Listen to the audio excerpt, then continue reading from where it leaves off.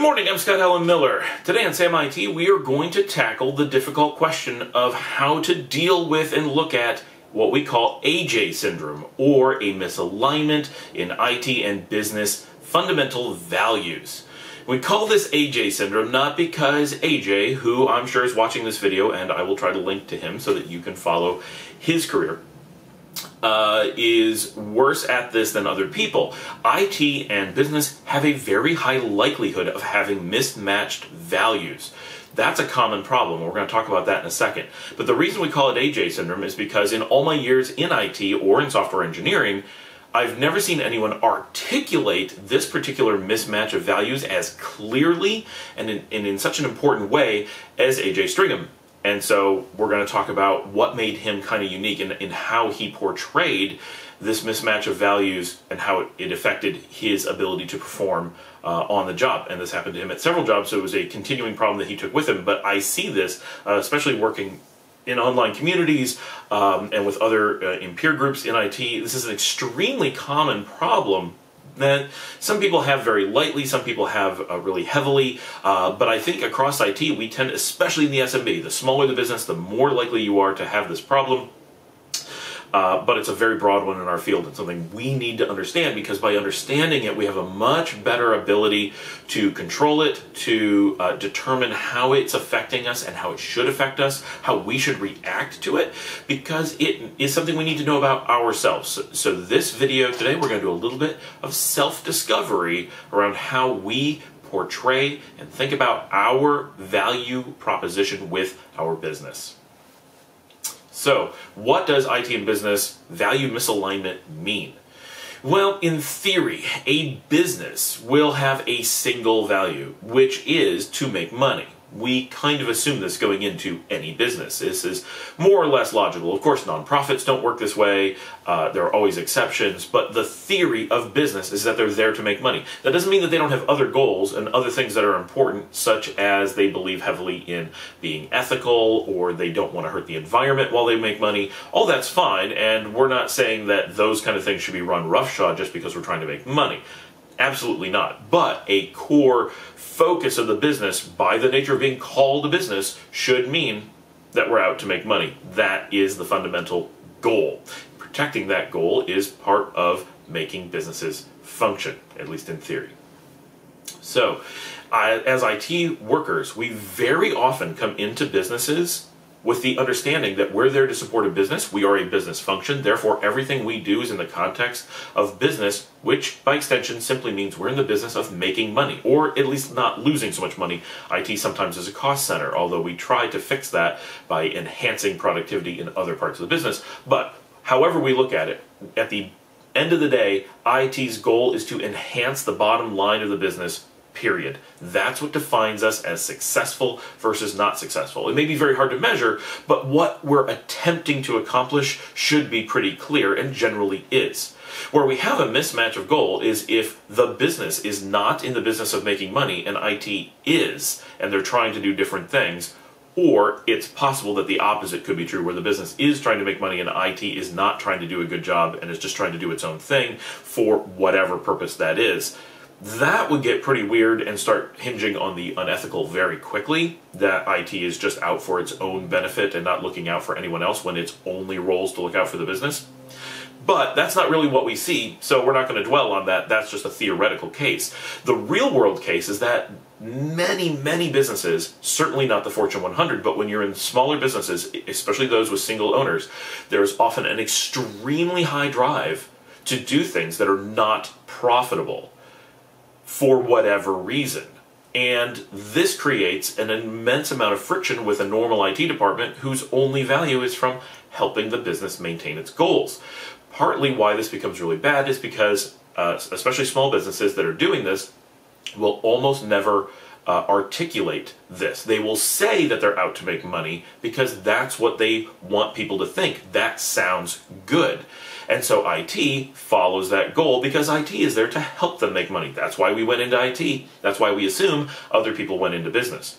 In the real world, Sometimes this is true, many times this is true, but many times it is not. And in small businesses, we often run into problems where either management doesn't understand how to make money and isn't really focusing on that, or even more often is actually not out to run a business, but is actually running what we categorize as a hobby that just happens to be organized as a business.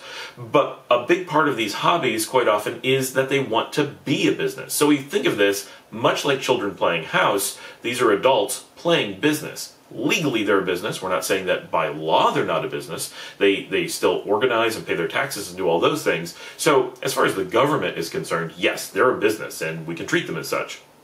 But how they actually behave is not at all like a business. It's like a hobby. And this isn't just, sure, you have the, oh, my spouse makes good money, they want to keep me busy, so I'm not puttering around the house, so they bought me a little store on Main Street, and I do this, and it's like a tax shelter. That's not the only situation. That's not even the most common situation, although that is a real one that you'll run into all the time if you work in the SMB. Lots and lots of businesses that exist only to give someone something to do, or to act as a tax shelter, and they're actually there to lose money while probably giving someone something to do.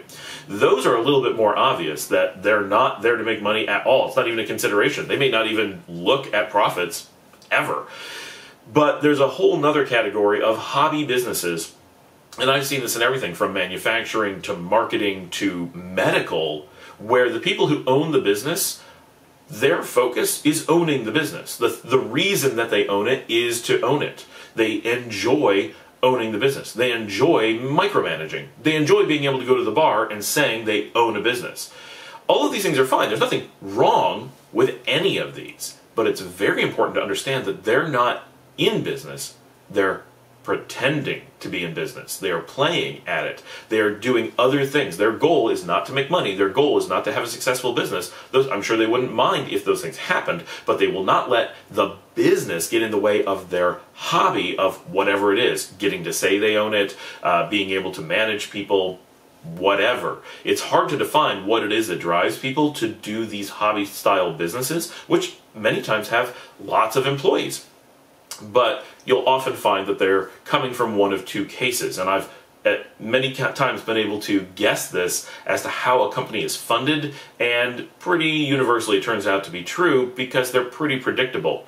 If you want to have a hobby-style business, you can't really get one just by working hard at it, because the thing that makes businesses successful is being good at business and taking it seriously. So you can't just create a hobby business out of nowhere. You need a lot of capital. So what we tend to find is that hobby businesses are one of two things. Either they are someone who is sponsored by like family or friends or a spouse who gives them a large amount of money, enough to run a business, and all they have to do is not lose so much that they go out of business. Not going out of business is not the same as intentionally trying to run a business well. There are many types of businesses that all you have to do is not screw up horribly, and they will just keep going. This can also be people who are handed a company that already existed, that was built by someone who took it seriously, and then hands it off, and a child or an inheritant, whatever, may then treat it as a hobby that they enjoy owning it, but they don't run it like a business. It's just fun. The other is what we often categorize as professional businesses. These are ones that have a license from the government to operate and essentially are guaranteed a certain level of income. You see this very often, more often than any other group, with doctors. Doctors often earn enough money that they can have a business if they want to without losing so much money that they wouldn't be able to keep functioning. It's very popular then to be able to say that you own your own business. That's a lot of street cred for a doctor. Oh, I'm a businessman. Oh, I'm a doctor too. Look at all these great things. It's a great conversation point. And in some cases, you get doctors who take their business very seriously, and they're serious about being a doctor, and they're serious about being a businessman. That's fine. But that's a lot of work. In reality, the majority of these are doctors who are willing to not make as much money and have the business actually lose money. In many cases, they have to prop it up from their own income just so they can say that they own it. Nothing wrong with that, of course, but it's a hobby business. It is a type of business that is not trying to make money. In all these cases, and you can come up with lots of other cases where other values are being portrayed instead of profits, but this creates a high chance that IT is going to be focused on either what we call doing a good job in IT, or focused on the company's revenue, And this leads to a potential conflict with the business when we try to do something that we see as good for the business and they see it as not meeting their goal, which may not be stated and may be very hard to determine, right? In many cases, it may be that, for example, getting a certain type of computer or getting certain types of software may be far more cost effective for the business. They may make the business more money or have a very high likelihood of doing so, or protect the business in different ways. If your owner looks at all the profit that they could be getting and says, no, but I like the old software, I don't care about profits, you probably have a hobby. That's where they simply see other things, I like it, being the biggest driver as more important than the business's stated goal of profits. Now, how does AJ syndrome play into this? AJ syndrome is when this goes even farther than simply having a mismatch. The mismatch happens all the time. When it becomes a problem is when IT either is unable to recognize that there's a mismatch of goal and adjust to it. It's pretty easy to say, well, the owner says he wants to do this, though I'm going to do that because I'm paid to do what the owner wants, not what I feel is best for the company, even if I can produce math that shows that it's the best thing for what I thought was the goal of the company. And that's key, what I thought, what I perceive as the goal of the company. What the owner wants is the actual goal. This is one of the reasons why owners are potentially not great for employees, because an employee never knows if they're actually meeting the goal of an owner versus a corporation with fiduciary responsibility where the goal of making money is codified in law. That makes it a lot more straightforward when you are or are not doing a good job, because they can't say you're doing a bad job when you're making money that other people can't make. If you made less money than other people, that would still be a bad job. All right, so AJ syndrome. What happened with AJ is that he had this mismatch, which is very common and in no way whatsoever isolated to AJ. But this problem spiraled out of control to a point, and this is the great thing about AJ's situation, he was able to articulate how important this was to him, that his perception of the company he worked for its alignment, was that he wanted it to make the maximum profits and would not accept the owner wanting something else. A lot of times this happens, and you see people get frustrated or angry with owners for not wanting to do what they see as the best thing for the business. But AJ was able to take it a step farther and say, I don't care if he likes it or not. I'm going to argue with him for this change, and this is what makes it all the way to AJ syndrome, I will knowingly ahead of time throw away my job in order to push as hard as I can to get what I feel is best for the business done. He was able to say that ahead of time after being told if he ever brought up the issue again, and he was honestly trying to do what he felt was best for the business. He in no way was trying to hurt someone. He in no way was trying to do something that was good for him personally. He had zero personal gain in the situation. He was purely trying to protect the owner from his own perceived bad decisions. And he was willing to go in knowing he would be fired on the spot and push one last time to try to do the right thing, because he truly felt it was worth losing his job. He was unwilling to continue working in a scenario where they didn't try their best to make money and do the right thing for the business within ethical bounds. And he lost his job. And he went on to do this in multiple jobs, but he was able to articulate that he was not losing his job because he was screwing up and getting fired. And the reason we know this is because he articulated it before it happened. He simply was unwilling to continue working at these jobs if they weren't willing to do what he saw as being valuable for the business. Had they stepped back and articulated to him why it was not good for the business, that may have been enough to steer him in another direction, but they would not. They would simply say, in all the cases of which I'm aware, they would simply tell him that they were unwilling to do the things that he was showing was good for the business, and they didn't care about the actual business itself within the terms of making profit. So his willingness or unwillingness to work in those situations, or his willingness to lose his job trying to protect the business, is what turned it from a simple mismatch or misalignment into AJ syndrome. But we see IT professionals struggle with this all the time, and many do lose their jobs without really understanding ahead of time why they're willing to do it. Why do they see their value perception of trying to make profit as being more important than the owner's value of whatever it is the owner wants to do. This is very important. What the owner wants is what the business is trying to do. You cannot change that. You can't argue with the owner and say, look, you should be wanting profits over just wanting to be able to say you own a company and not really coming to work very often. That's not how it works. The owner is the owner, and his values are the values of the business. It would be great if every owner wanted to make profits so that IT could very clearly know its goal at all times. That's not reality. It would be nice, and there's lots of reasons that you as IT professionals may not want to work for a company with which you don't have a good alignment. If you don't care about the owner only getting to work 4 hours a day and just getting to go to the bar and say they own a company and could care less if the company actually functions well, it may not be the right job for you.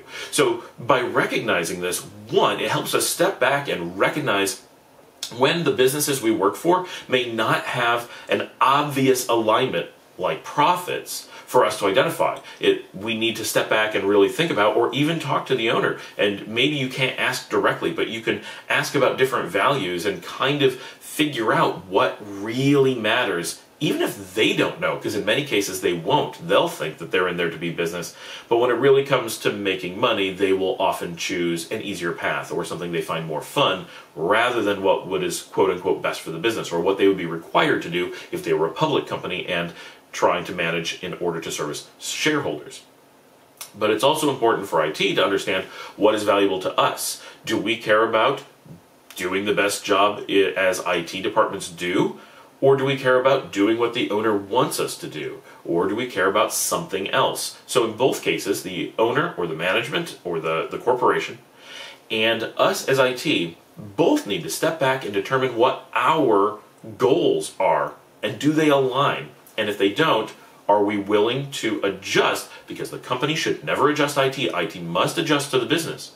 If IT is not willing to do what the business's goals are, IT needs to move on, or the people in IT need to move on and find someplace where they can do the job they want to do. But in many cases, it's close enough that if we understand how they mismatch, we can adjust and be happy within that context. But we must understand that context, and so we must understand all the pieces. Thanks for joining me. Remember to like and subscribe. Has AJ syndrome happened to you? Do you sense a misadjustment at your work? Are there telltale signs that the business that you're working at is not really focused on profit but cares about other things more? What are those things? Why? Does the owner know that he's focusing or she is focusing on things that are not the business but perceive it that way? Leave your comments below. And if you want to sponsor us, you can do so on Patreon.